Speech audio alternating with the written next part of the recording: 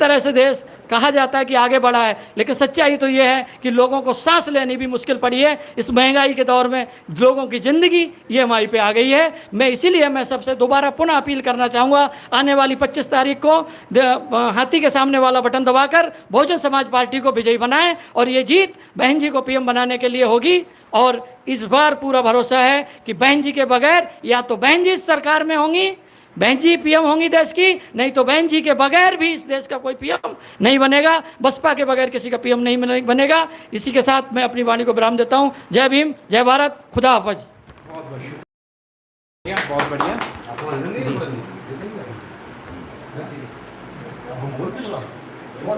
Live चल रहा है, लाइव चल रहा है। क्रांतिकारी शख्सियत हैं, कई मुद्दों पर सोशल एक्टिविटीज़ में बने रहते हैं, कई क्रिमिनल रिपोर्ट्स में हमेशा एंटी क्राइम न्यूज़ चैनल और कई अन्य यूट्यूब चैनल्स के साथ में रहे हैं, सोशल मीडिया के साथ में रहे हैं। जी सर, बहुजन समाज पार्टी के कार्यकर्ता हैं, थोड़ा सा परिचय हो जाए सर आपका। सबसे पहले आपके चैनल के माध्यम से सभी को धन्यवाद और आपको भी धन्यवाद। मैं कई बार मैं दहाड़ा भी हूँ। सबसे पहले क्रांतिकारी जय भीम। जय भीम सर। और आगे बात कहूँगा मैं, जो बहुजन समाज पार्टी में आदरणीय बहन जी ने हमको जो युवाओं को मौका दिया 50% का जो मौका दिया, इससे देश में उथल पुथल मच गई। और देश, दिल्ली क्या वह पूरे देश में जिस तरीके से रुझान बन रहे हैं,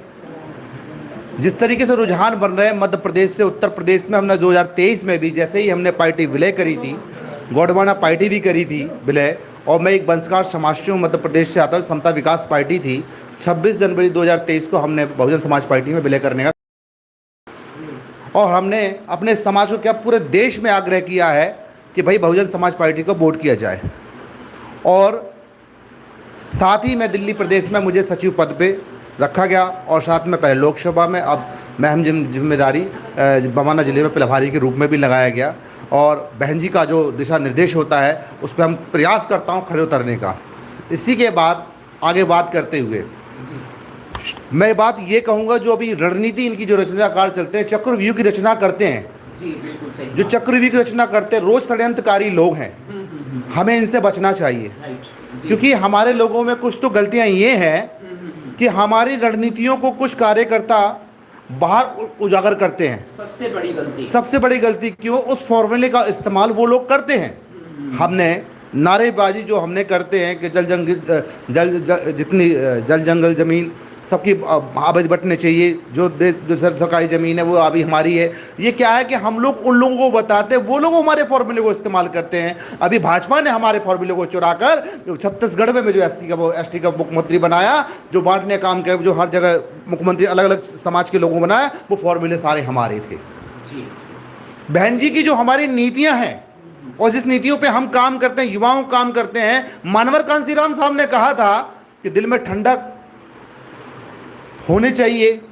जब माइंड गर्म हो तो दिल में ठंडक, और जब दिल गर्म हो, दिल में आग हो, तो माइंड को ठंडक रख के काम करना चाहिए। और पर हमें हमारा हथियार कलम है, हम झूठे अम्बेडकरवादी नहीं हैं। कुछ लोग शोषण करने लोग हैं, जो हमारे लोग यहाँ पे से निकल के अन्य पार्टियों में जाते हैं, और दो सबसे बड़े चमचागिरी वो लोग हैं जो देश के 131 सांसद जो बाबा साहब ने रिजर्व सीट करवाई थी, वो लोग चोर जाके उनके साथ हम प्रधानमंत्री, हम तो रोज प्रधानमंत्री बने, हर साल बनेंगे प्रधानमंत्री, लेकिन कुछ हमारे षड्यंत्रकारी लोग उनके साथ बैठे हुए लोग हैं। इसी के साथ जो हमारे सीनियर कार्यकर्ताओं ने बात कही है, हम तो युवा हैं, वो आगे भी कहेंगे। हमने तो कई मंचों पे भी दहाड़ चुका हूँ, उनको भी ललकार चुका हूँ और डांटता हूँ कि आप वो समय दूर नहीं, आज हम पढ़ लिखते जा रहे हैं, आगे आते जा रहे हैं, पढ़ लिखेंगे। और जो जिसकी भूमिका अशिक्षित थे और शिक्षा विषय में आगे बढ़ते जाए, ये समय वो नहीं। हम दिल्ली में कम से कम 3 से 4 सीटें जीत रहे हैं।